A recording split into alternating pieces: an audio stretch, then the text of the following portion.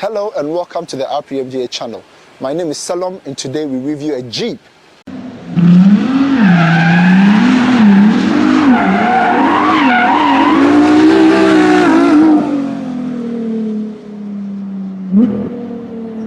This is the Jeep Wrangler Sahara trim, one of America's most iconic cars.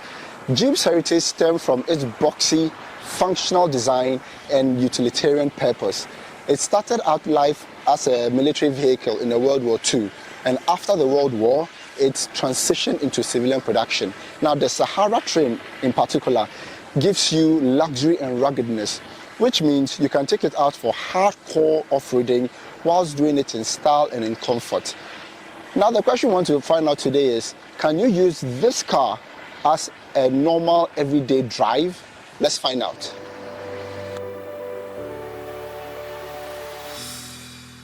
Jeep's iconic 7-slot grille, the striking round headlights, the design of the hinges, and all the badges on the car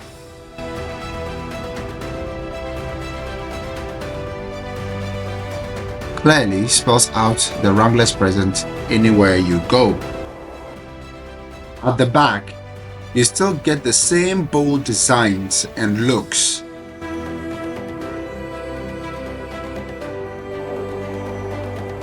If you watch closely, you will notice the original Willys Jeep design on all 5 tie rims of the car, the side steps, and on the gear lever.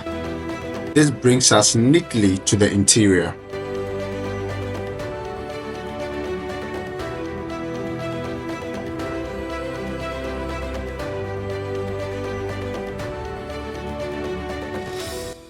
Everything is in place as it should be to give you the Jeep experience in the Jeep way. On the infotainment center, you can control a lot of things including climate control. You also have Bluetooth connectivity.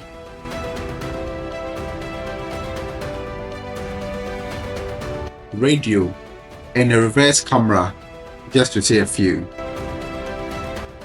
At this point, I couldn't wait to get in and drive, so that's exactly what I did.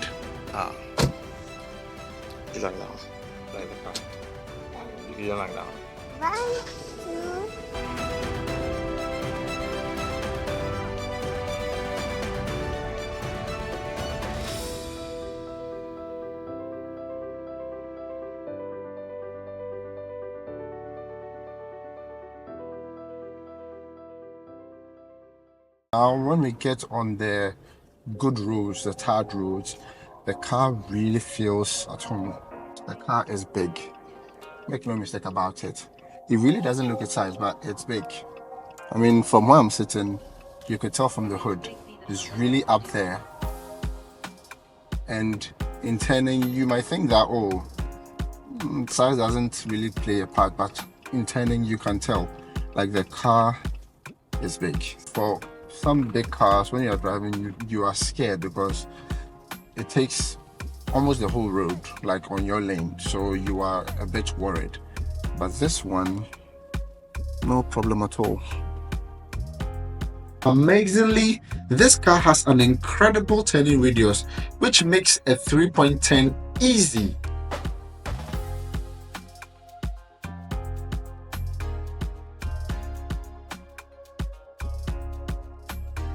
And from this view, it looks like a G-Wagon, doesn't it?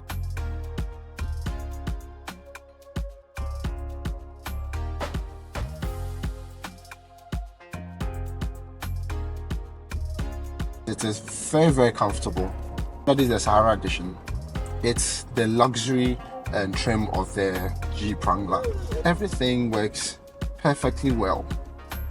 On the dashboard too, you have a lot of information that you could play with. It tells you about the temperature in the tires. It tells you about how the car is rolling. You have all this information to play with. The V6 engine in this car too plays its part. I mean, we are getting just a little under 300 horsepower. So this car has a very interesting feature where when you get to a set of traffic lights, or when you are in traffic, like serious traffic, and you press the brake to halt the car to a stop really hard, the engine cuts. And as soon as you take your leg off the brake, it just starts and you are on your way. Now this feature is so that to help you save fuel. But I think that if you are able to buy this car, you are not going to worry about the fuel that the car is going to consume. I mean, it should be easy to afford such fuel. I think for most part, anyone who buys this car wouldn't have to worry about fuel. Another downside I have with this car is that it doesn't have any place for your phone. So if you're a business mogul and you have about 3 phones because you're a very busy man, I really don't know where you're going to put your phone, especially if you use the cup holders. You have nowhere to put your phones. But they give you the options to connect so many phones to the car, but nowhere to put them. You see, ideally this place is not for the phone because the phone doesn't even fit. It's supposed to be for the key. Put the key there. So if the key is there, no place to put the phone unless you use the cup holder, which means you can't get a drink, or you can't get water, or anything any fluid you might need when you are driving. You just have to make do with this. I decided to enjoy the ride a little on the good road before trying out the rough roads.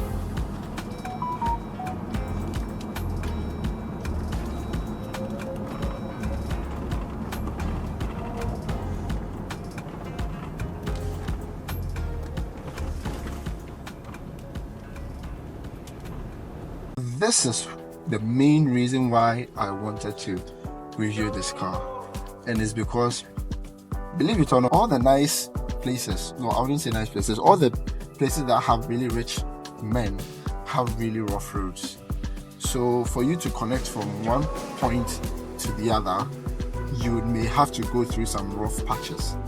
Just like life, sometimes once in a while you go through some rough patches.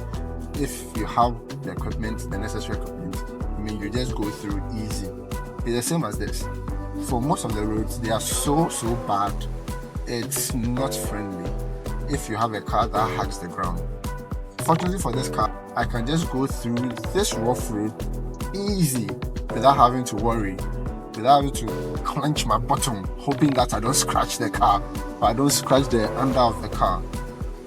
It's a problem. But here, see, the only reason why I'm going this slow is because of the cars in front of me. Because left with me, with the kind of car I have right now, it's just a walk in the park. So easy.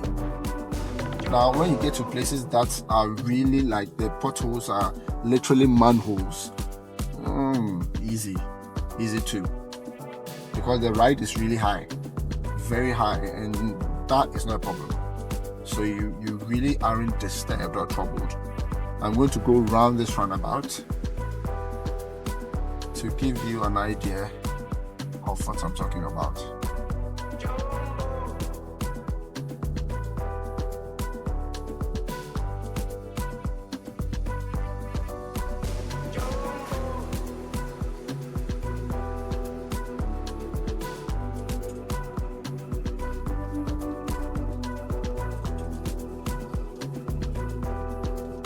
The terrain that this car feels most comfortable in or on, and is the rough roads. But they are not normal roads. I wouldn't say they are really bad roads. But the car like this, let's see how it goes. I drive a Kia Cerato, and on these roads I am always calculating. Like, because of these roads, I've become some sort of rocket scientist. I know all the calculations in the world.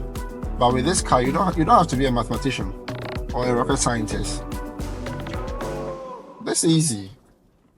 And keep going. For most people, I wouldn't say for most Ghanaians, but for most people, we like big things. It's kind of a show to tell people that, oh yeah, I have a big car. It's nice. It's just prestigious in a way, and it's good. So in a car like this too, I mean, you're able to overcome all these terrain. You have decent equipment to keep you company in the car and to keep you comfortable in the car, and everybody will just turn their head and look at you. I mean, it's not a common SUV you see in town, so everybody's going to turn their head and just admire your car. In fact, someone just turned his head, just look at it. He's still looking at the car. See what I mean? I have driven the Rubicon, the Jeep Rubicon, which is much harder than this. That's a hardcore off-roader, like their top of the end off-roader vehicle, and it is not this luxurious or this comfortable. That one is like pure hardcore. It's bigger, the tires are bigger, everything about it is bigger, but this is more softer. This is very, very comfortable, and it's nicer. The boot. Now this is the problem. Follow me. When you open this space, getting this off is a palaver, quite honestly. And it's because this car is a soft top, which means I could take the whole roof off, so I get the old Jeep feeling, like, you know, the open air kind of drive. But if you want to drive it like this, there's no way you can get this out. I don't know how you're going to do it.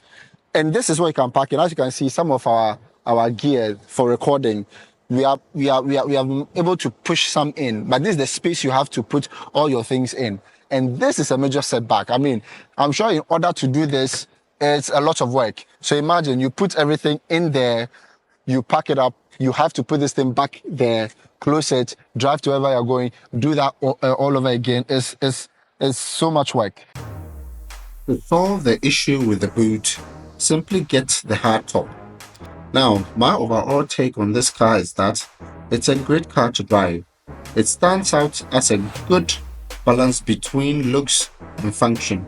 That is to say, it looks very functional and does the job on the road, but it also commands presence everywhere you go.